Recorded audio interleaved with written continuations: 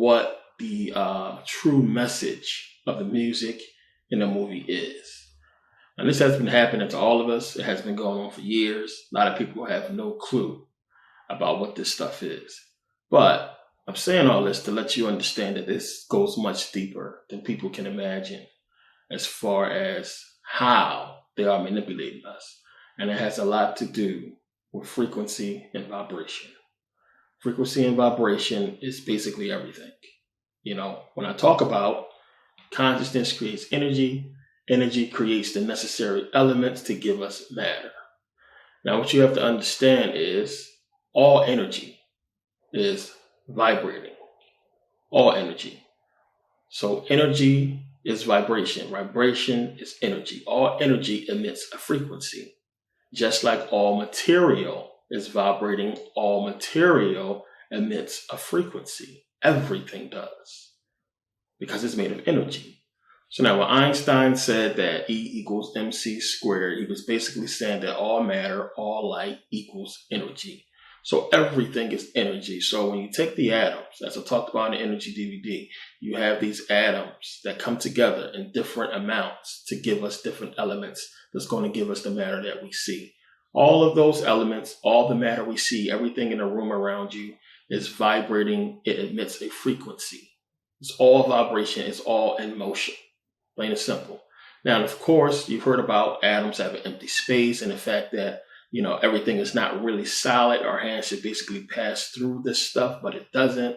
And how nothing is actually touching, how everything is basically, pushing off because of magnetism or what have you. All this stuff basically goes back into, the force, the electromagnetic field, the fact that there's vibration and energy happening in the atoms of everything that we see around us.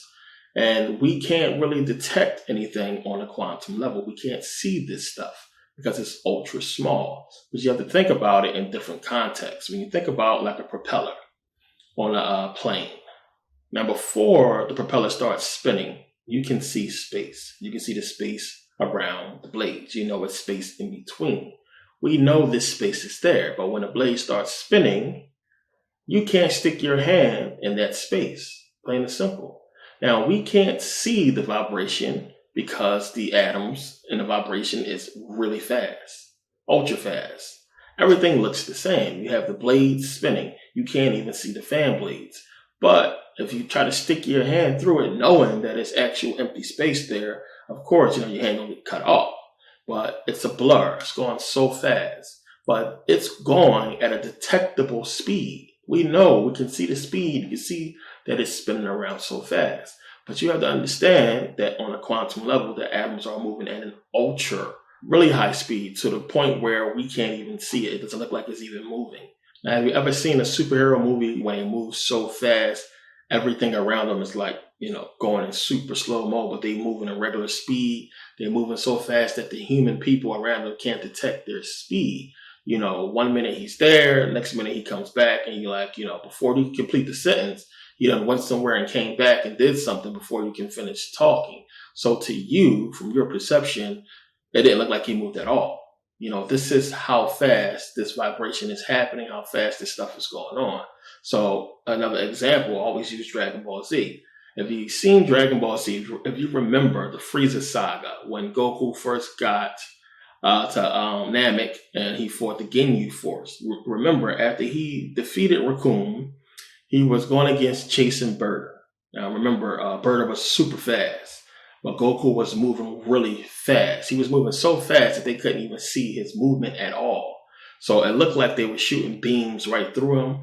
It looked like they was punching right through him, but really he was moving out the way. But he was moving so fast that it didn't look like he was moving at all. So, they were shocked. It was like, what the hell going on? He's punching through him, shooting beams through him, but that wasn't the case. He was actually dodging and moving out the way, but he was doing so fast that they couldn't detect it. This is the same thing. You have vibration. You have this movement that's happening really fast that we can't detect it. So it looks like nothing is moving at all. Now we're talking about billions of atoms moving. Now, when you go to put your hand on the wall, that sensation you are feeling that we call touch, is the electromagnetic force of the electrons in the wall and the electrons in your hand. And that sensation you are feeling is basically the force of the electrons, because when electrons come in close contact, they pass photons, and the photons is basically pushing away. So it's almost like, a pressure situation that you create on a quantum level to where it feels like touch, but that sensation is not touch. It's just the force, pushing off of each other from the electrons in the wall and the electrons in your hand. Now you can basically generate enough pressure, enough force, enough energy. If you generate enough energy to basically break through the force of the electron, then you can punch through a wall. You just broke through it. And that takes a lot of force, of course. So this is how things are broken. You have more force in one than in the other. If you don't generate enough force to break through, the electromagnetic field, the force that's there, then, you're just going to have a feeling sensation. Now, since all vibration, you have things vibrating at different frequencies. They are dancing. You heard people always say, well, atoms dance. They do a different dance.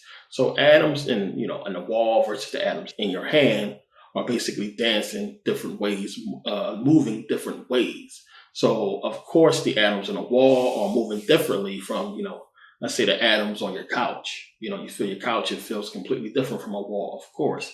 So of course atoms in different material is vibrating and moving at different rates of speed, different frequencies. So when you touch them, they have different feelings. And this is why things feel different ways, because of course those atoms are coming together to create different elements, which is going to create different material. So of course it's not going to feel the same, it's not going to be the same, it's not going to look the same or sound the same or what have you.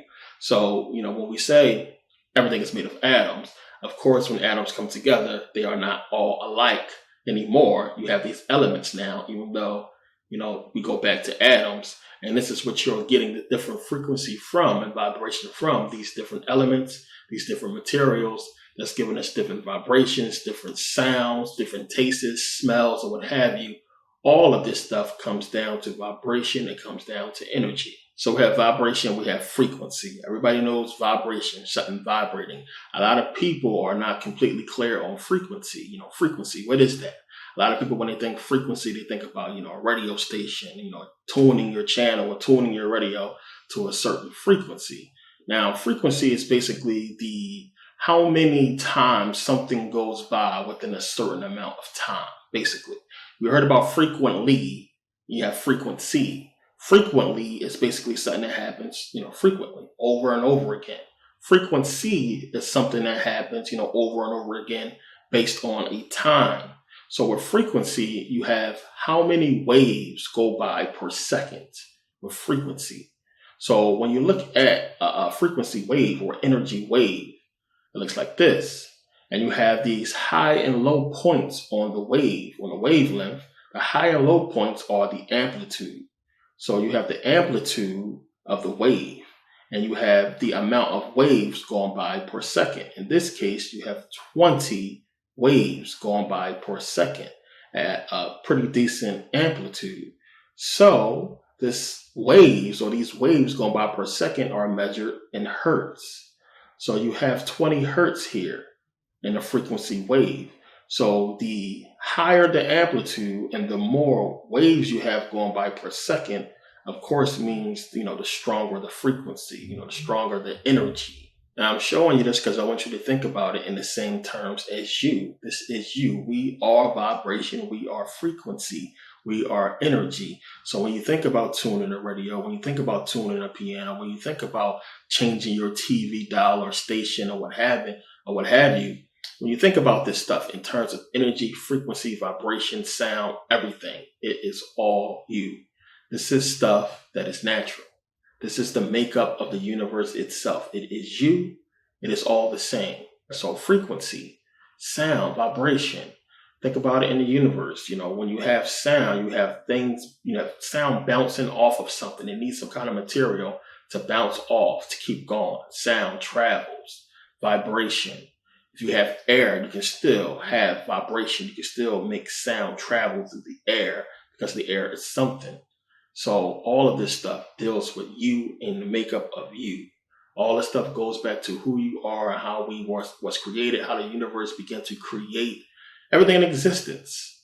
So everything in existence, you're going to find deals, again, vibration, frequency, sound. It all goes back to energy and consciousness. Now, we've all seen cymatics. With cymatics, they basically use vibration and sound. They use frequency to create these patterns, to create these shapes. This is the same thing that took place in the universe. Everything is made of stardust. So they use the sand to kind of represent that with vibration and sound, with frequency, you can create these patterns. This is what happened in our universe so long ago. You had stardust, you had the vibration, the frequency of the universe, the energy, bring together planets, form galaxies, form moons, and so many different things that we see out there in space. This all came together due to music. Just like math, we didn't create math. We didn't create music. We just discovered that it already existed before we did. Music has already been here. So when you have this vibration, when you have these frequencies playing out in space, it creates sound. You've heard that, there's no sound in space, but they have already proven that wrong. Of course there's sound. You have a certain field, a certain parameter in which you can hear. Certain things you cannot hear don't mean they don't exist. But you have different instruments that you can use that can actually pick up sound in space. They have done so already. But this is what happened. This is how all this stuff comes together with sound, vibration, frequency. Planets formed, things formed and came together because of energy. So understanding one, vibration, light, sound, all of this stuff, frequency as well, all of it is energy. It all goes back to energy, which goes back to consciousness. So consciousness creating energy vibrating, putting out frequency, creating these different atoms and elements to give us creation itself. All of this stuff happening at a quantum level, at a small level that goes deeper, than atoms. We can get in, as I said before, we can go to quarks, which gave us our protons and neutrons or what have you. You can go into string theory, when you get into string theory, you're talking about these tiny, tiny vibrating strings of energy. So it goes back to energy, so it's just better to start with that and say that. But to get into it deeper, as I said I would, you have vibration, you have frequency. So we have this consciousness, we have this energy, we have this frequency and vibration creating the material physical world. Now, talked about Satan being the lower brain, Satan being the god of the material physical world. So, what was Satan's job in heaven? Now, in Ezekiel, it talks about the 4 cherubs that was in the throne room of God, in the corners of the throne room of God. And Satan's job was basically the cherub that covereth, as it talks about in Ezekiel. So Satan's job was basically to cover the throne of God. He basically was to usher in the congregation and basically have the congregation basically worship God.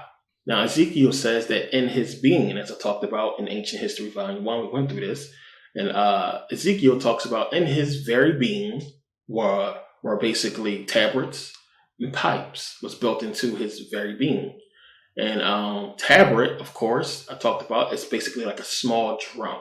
They have different tabrets, but it's basically like a drum. It really goes back to colonial times and before that, where you have a person with a tabret basically play the drum to basically keep on step the person playing the fife, which a fife is like a small flute. But it denotes sound, music being played. So you're talking about music in his physical being, pipes, drums. When you think about pipes in somebody's physical being, you think about these pipes being their what? Their organs. Organs. So organs have pipes. And it's not a coincidence or a play on words that organs sound the same as an organ, which is a musical instrument. They know what they're doing. They did this with the English language for a reason. And it's, the same reason why you see when somebody's playing an organ, there's always something evil, Phantom of the Opera, or like a ghost or somebody playing the organ to denote, evil, something evil. But it has pipes. Now, when we say a person has pipes, they can blow, they can sing. This is what we mean. Now you have to understand your vocal cords is basically a 2-band tissue in your larynx. Your larynx is in the top of your trachea, which your trachea is basically your windpipes. Your windpipes. So you have air from your lungs that passes through your vocal cords that creates this, unique sound. That unique sound, of course, is the sound of you, your voice. You have a different voice, different from everybody else. So when this air passes through your vocal cords, they vibrate, vibration to give you your unique sound. So when you go back to Satan and you think about, what was Satan's job? He had these musical instruments built into him and what have you. His job had to be choir director. He was the choir director. He ushered in the congregation to praise God. How do they praise God in church today? With song. They sing. This was Satan's job. This is what it's alluding to in the Bible. Remember, they give you subtle clues and tips, little hints. They don't give you 100% clarity, but when you pay attention, this is exactly what it's talking about. So you have the choir director or the choir, singing these songs and praising God and creating music, creating sound. In church, they pass around the hymn, which hymn goes back to Greek hymnos, which another way we can look at and say how the Greeks, as I always say, created the Bible. But hymn goes back to hymnos, which is Greek. So understand when you see a preacher, allowing a gay person to run a church choir, or you always go to church and you see like a gay person playing the organ, or you always hear preachers refer to a gay person at a church that's running a choir or playing an organ. This is all Masonic code. All of it. Trust me. Because first of all, if you're true to the religion as a preacher, most of these preachers, you see what they do when they come across a homosexual, they try to cast demons out, what have you, it's bullshit. The ones that allow it are the ones who are probably Masons. They do it to show Masonic ties. And it's a secret thing that a lot of people who only in secret societies will understand what they're doing, but it's alluding to Satan. It's alluding to a lot of different things.